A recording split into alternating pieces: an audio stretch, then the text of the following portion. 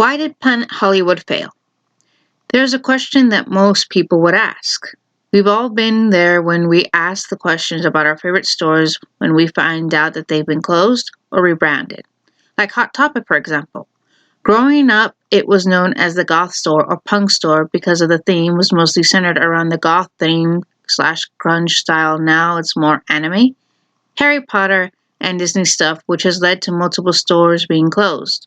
So I've been in that boat where I ask what happened to this place? Why did it fail? So why did Planet Hollywood fail? Did it do too much? Was the demand too high and supply low? Was it bad investment calls? Or poor economy? The first time I ever knew about Planet Hollywood was when I was on a family vacation in Guam, where I saw this awesome display of Arnold Schwarzenegger as the Terminator from Terminator 2. And come to find out, he just so happened to have been endorsed by them. Who knew? But let's get back on track.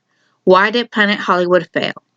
Why is there so few now? Let's start at the beginning, shall we? Planet Hollywood is a themed restaurant chain inspired by the popular portrayal of Hollywood. This company was owned by Earl Enterprise Corporation, which is founded by Robert Earl.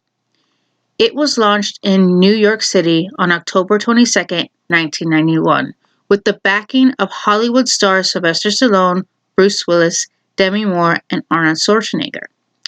The actors were paid for their appearances and endorsements through an employee stock ownership plan, and with that, more celebrities were recruited as well. They would go to the resorts and dine at the restaurants and promote the business. The resort had its own merch store, movie props from the displays for the fans of their favorite stars in their favorite movies. In 1996, Planet Hollywood became a public corporation, making it an instant success. Valued at $1 billion by Bernstein's, the restaurant chain was a very attractive stock at the time, initialing public offering.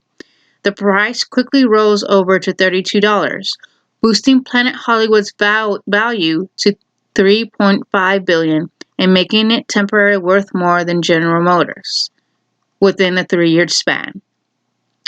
Planet Hollywood's stock crashed like a meteor. However, by the time the chaos was over, the stock was worth 75 cents.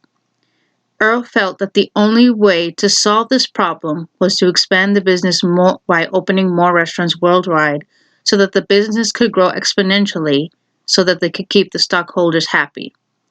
But it only fueled the problem. Planet Hollywood's locations were expensive to launch, an estimated of $2 million. So they took longer to become profitable, meaning the franchise had to debt even more to bring in the desired cash.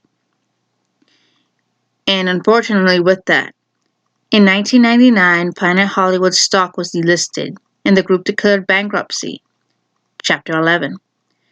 Earl blamed the rapid expansions on the main reason of the bankruptcy, believing that it was a mistake to open so many places. He was able to reorganize, reducing the locations from 87 to 35, and the stock was relisted. But 2 years later, 2001, after the attacks of 2011, take that back, 9/11, sorry about that, guys, Planet Hollywood went bust again. And the announcement was later in October. So why did it fail? Simple. Bad business deals, stocks, tragedies, and unnecessary expansions. Now, there are, in fact, still resorts still opened. Just only 6. And those are in Disneyland Paris, Las Vegas, and Disney Springs, which is located in Florida, and one in Qatar, and so forth.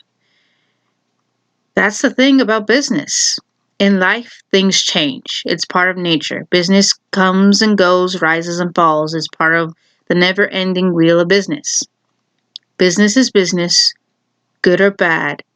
That's the way the cookies crumble. So, hey, well, if you just happen to be in Las Vegas, go to the one in Las Vegas. It is what it is, folks. It is what it is.